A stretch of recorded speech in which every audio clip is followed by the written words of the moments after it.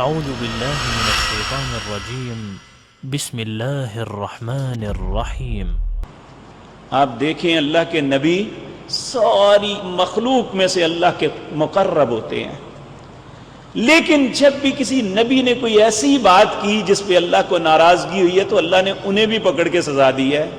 حضرت یونس علیہ السلام کی مثال دیکھ لیں۔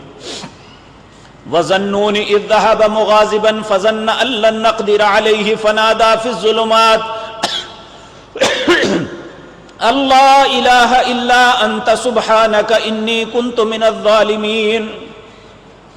اللہ فرماتے ہیں یہ ذنون کو دیکھو، ہم سے ناراض ہو کے چل پڑا۔ فَظَنَّ أَن لَّن نَّقْدِرَ، انہوں نے کیا سوچا تھا کہ میں پکڑ نہیں سکتا، تو پھر اللہ نے پکڑ کے قید کہاں کیا؟ کوئی جیل نہیں بنائی تھی۔ مچھلی کو کہا انہیں اپنے نگل لے، لیکن ہضم نہیں کرنا۔ فنادا فی الظلمات، اندھیروں کے اندر وہ اللہ کو پکار اٹھے، لا الہ الا انت، اے اللہ تیری ذات کے علاوہ میرا کوئی الہ نہیں، سبحانکا، تو پاک ہے، غلطی مجھ سے ہوئی ہے، انی کنت من الظالمین، تو پاک ہے، غلطی مجھ سے ہوئی ہے، مجھ سے ظلم ہوا ہے۔ تو اللہ کہتے ہیں جب اتنی لجاجت کے ساتھ میری منت کی میں پھر راضی ہو گیا۔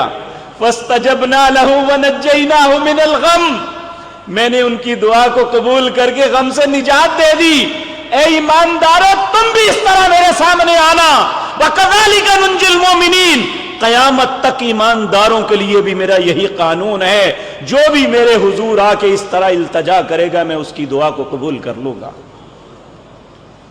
ہم اقرار تو کریں مالک ہم غلط ہیں، اللہ تو ہمارا الہ ہے، تیری ذات کے علاوہ ہمارا کوئی نہیں ہے، انت سبحانک، تو پاک ہے، انی کنت من الظالمین، غلطیاں ہم سے ہوئی ہیں، اللہ ہماری غلطیوں کو معاف فرما دے۔ تبارک الذی نزل الفرقان على عبده لیکون للعالمین نذیرا۔